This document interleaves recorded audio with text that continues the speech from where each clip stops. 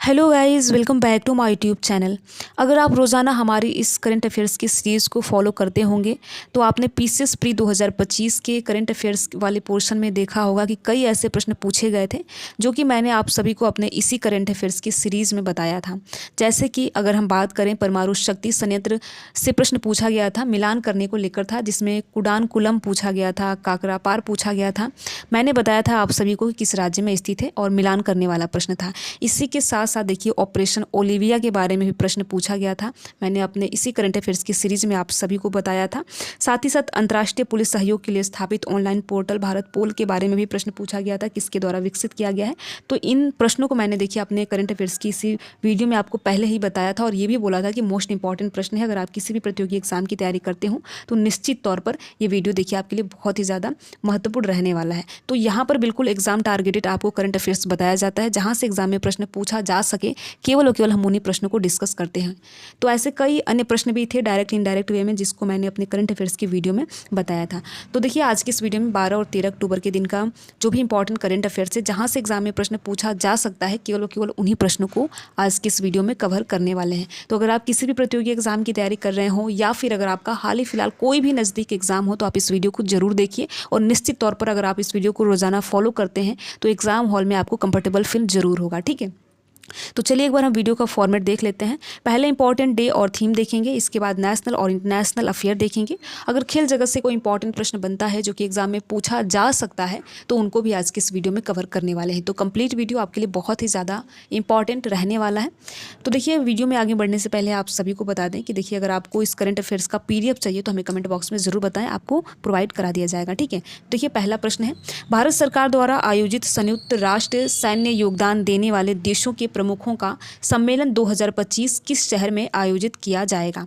इसमें आपको ये बताना है कि भारत द्वारा आयोजित संयुक्त राष्ट्र सैन्य योगदान में देने वाले देशों के प्रमुखों का जो सम्मेलन 2025 में होने वाला है, ये आपका किस शहर में कंडक्ट होने वाला है।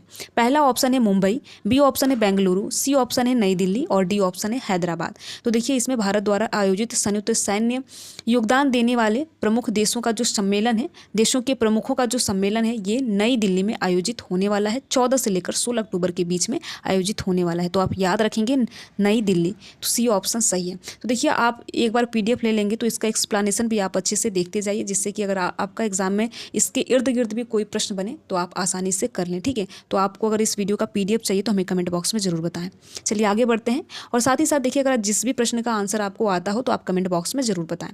चलिए दूसरा प्रश्न देखते हैं, भारतीय नृत्य पर पहले अंतर्राष्ट्रीय महोत्सव की मेज़बानी किस संगठन ने की। इसमें आपको ये बताना है कि भारतीय नृत्य पर पहले अंतर्राष्ट्रीय महोत्सव की मेज़बानी किस संगठन ने की। पहला ऑप्शन है संगीत नाटक अकादमी, बी ऑप्शन है national school of drama, C option है ललित कला अकादमी और डी ऑप्शन है संस्कृति मंत्रालय। तो बहुत ज़्यादा इंपॉर्टेंट प्रश्न है और यहाँ से एग्जाम में प्रश्न पूछा जा सकता है अगर आपका हाल ही फिलहाल कोई भी एग्जाम हो। तो इसलिए देखिए, आपको बहुत ही अच्छे से वीडियो को देखना है। तो संस्कृत नाटक अकादमी ने भारतीय नृत्य पर अपने पहले अंतर्राष्ट्रीय महोत्सव की मेज़बानी की है। तो किसने किया है, आपको याद रखना है संगीत नाटक अकादमी, ए ऑप्शन सही है। ठीक है, पहले मैंने संस्कृत बोल दिया, ठीक है, सॉरी उसके लिए। संगीत नाटक अकादमी, इसके द्वारा पहले अंतर्राष्ट्रीय महोत्सव की मेज़बानी की गई। ठीक है, ये एक संगठन है। साथ ही साथ आपको याद रखना है कि ये 6 दिवसीय महोत्सव जो कि 16 से लेकर 21 अक्टूबर 2024 तक ये आयोजित किया गया था, जिसमें दुनिया भर के कलाकार, विद्वान और नृत्य आलोचक भी शामिल थे। तो आपको याद रखना है, एक साल पहले का भी करंट अफेयर्स पूछा जाता है, अगर आप रिसेंटली कोई भी एग्जाम उठाकर देख लीजिए। ठीक है, चलिए आगे बढ़ते हैं। अगला प्रश्न देखते हैं, किस राज्य सरकार ने पराली जलाने की घटनाओं को रोकने के लिए राज्य विशिष्ट योजना लागू की है।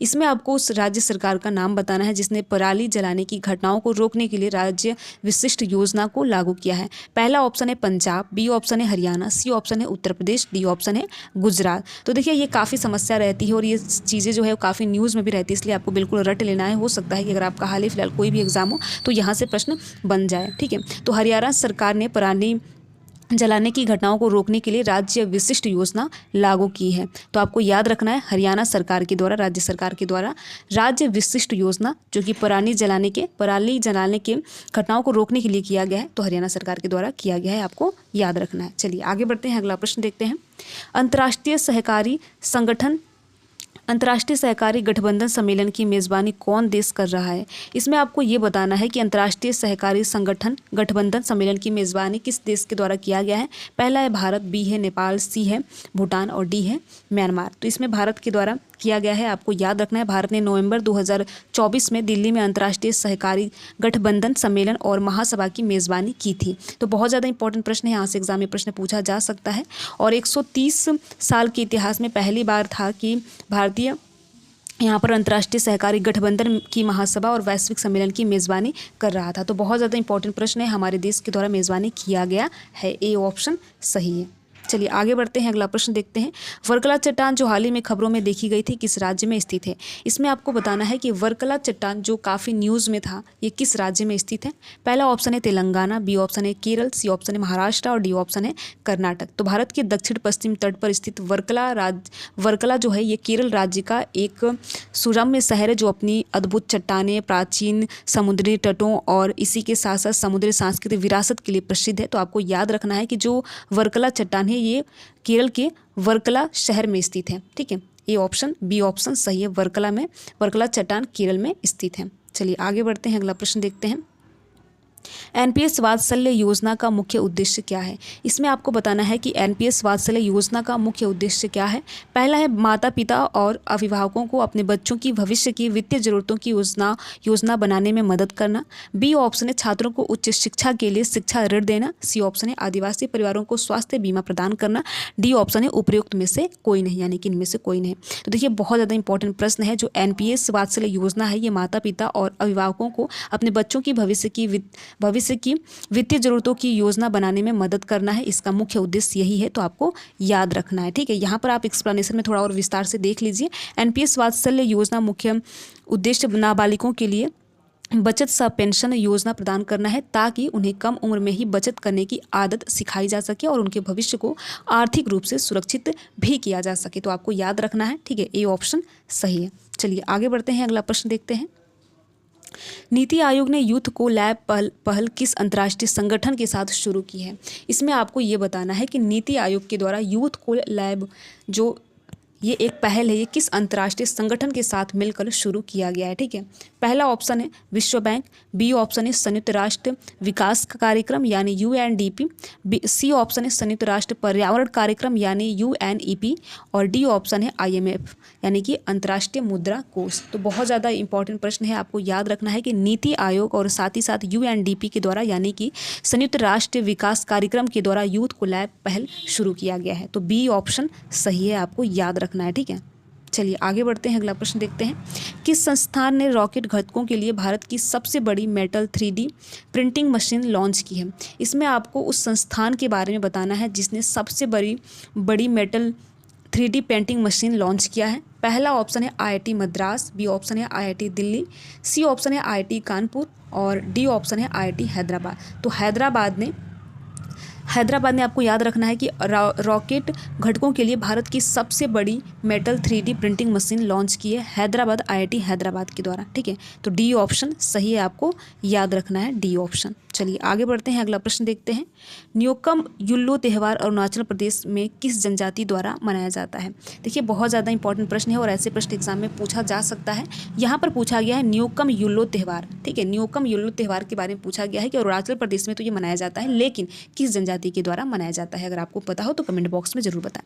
पहला ऑप्शन है खामती जनजाति, बी ऑप्शन है नीसी जनजाति, सी ऑप्शन है गालो जनजाति, डी है तगिन जनजाति। तो ये जो है आपका न्योकम युल्लो त्यौहार ये नीसी जनजाति के द्वारा मनाया जाता है। बहुत ज़्यादा इंपॉर्टेंट है, ये त्यौहार समृद्धि, खुशी और बेहतर कृषि उत्पादन के लिए मनाया जाता है। अरुणाचल प्रदेश में नीसी जनजाति के द्वारा न्योकम युल्लो त्यौहार मनाया जाता है।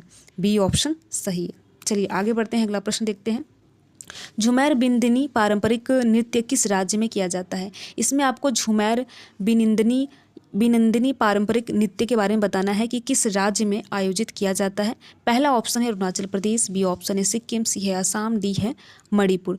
तो झूमर जिसे झूमोइर भी कहा जाता है, बिनंदिनी पारंपरिक नृत्य असम में किया जाता है और ये जो नृत्य है यानी ये जो डांस है असम की चाय जनजाति और अन्य आदिवासी समुदायों से जुड़ा एक लोक नृत्य है। तो आपको याद रखना है असम यानी कि सी ऑप्शन सही है। ठीक है, चलिए आगे बढ़ते हैं, अगला प्रश्न देखते हैं।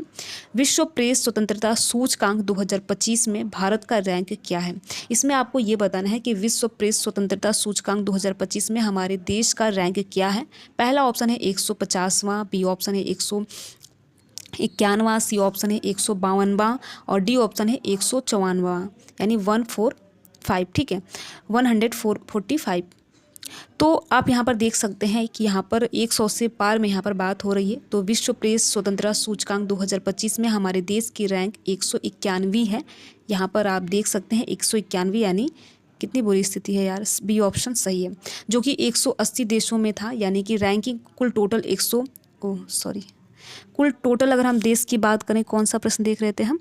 चलिए हम देख रहे थे विश्व, ठीक है।